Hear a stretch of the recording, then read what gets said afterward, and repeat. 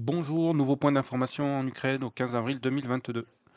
Alors nous allons d'abord nous porter sur la frontière nord en Ukraine avec la Russie. Alors dans ce secteur, des hélicoptères ukrainiens auraient, donc j'utilise bien le conditionnel, attaqué des villages à la frontière dans la partie russe.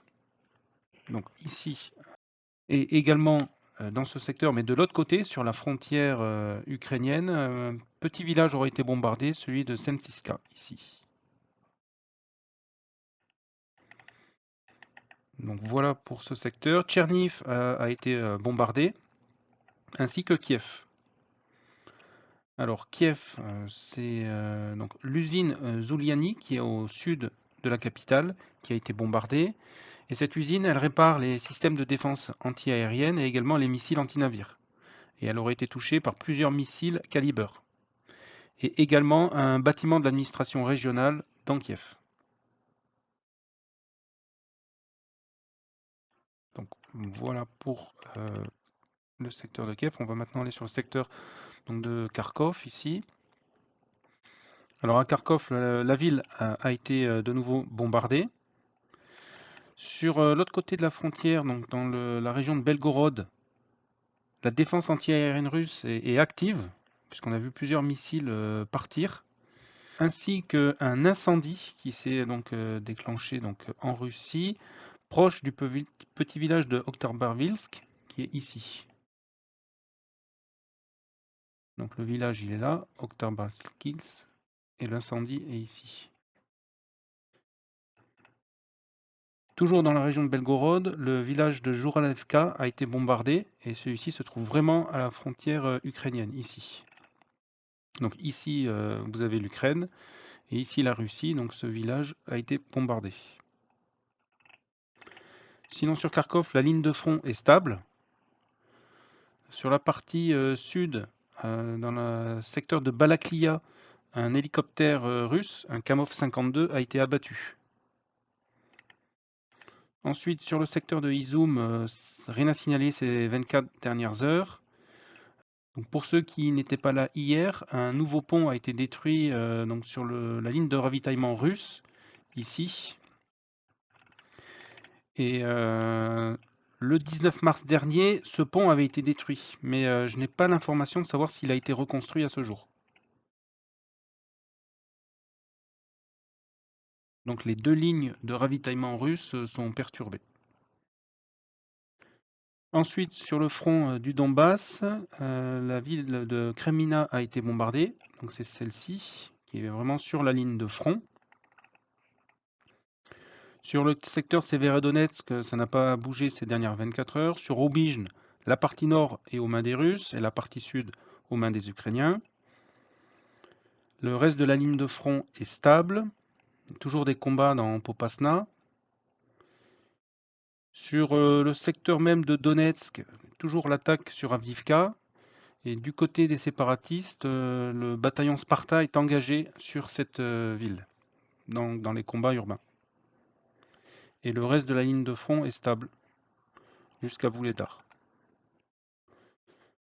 Ensuite, on va aller sur la partie front sud, en commençant par Mariupol. Alors sur Mariupol, les combats continuent, notamment sur Azovstal, où des unités ukrainiennes qui étaient dans d'autres parties de la ville ont rejoint le régiment Azov sur place. Par contre, sur Mariupol, j'ai deux interrogations qui concernent la gare de chemin de fer. Je n'ai pas d'informations depuis 24 heures.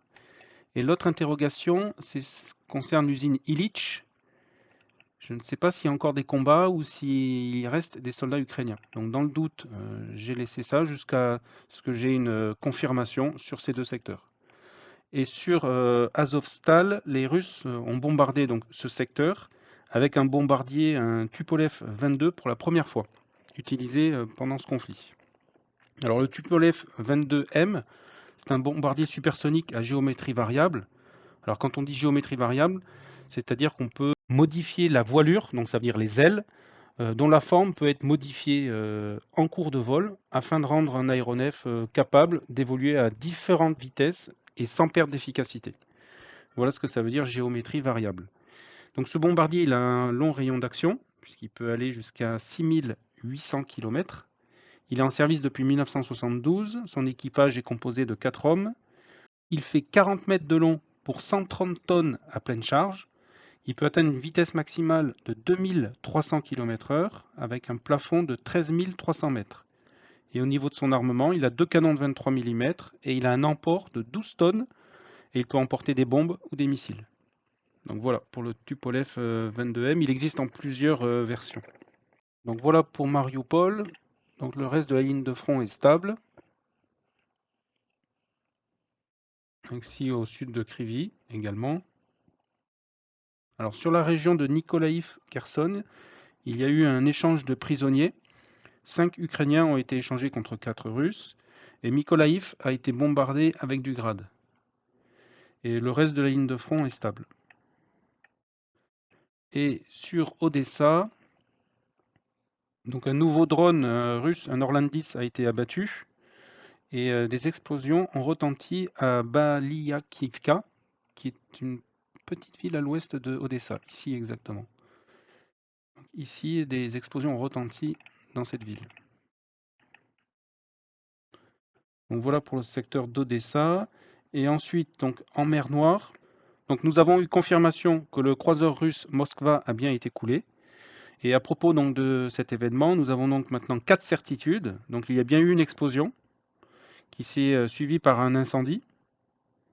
Ensuite, il y a eu un remorquage. Et enfin, il a fini par sombrer. Alors la question centrale et qui reste encore ouverte à confirmation, c'est l'origine de l'explosion. Donc voilà, j'espère que nous aurons les informations prochainement et je ne manquerai pas de vous tenir informé. Donc voilà pour les informations du 15 avril 2022. Je vous remercie, je vous dis à bientôt.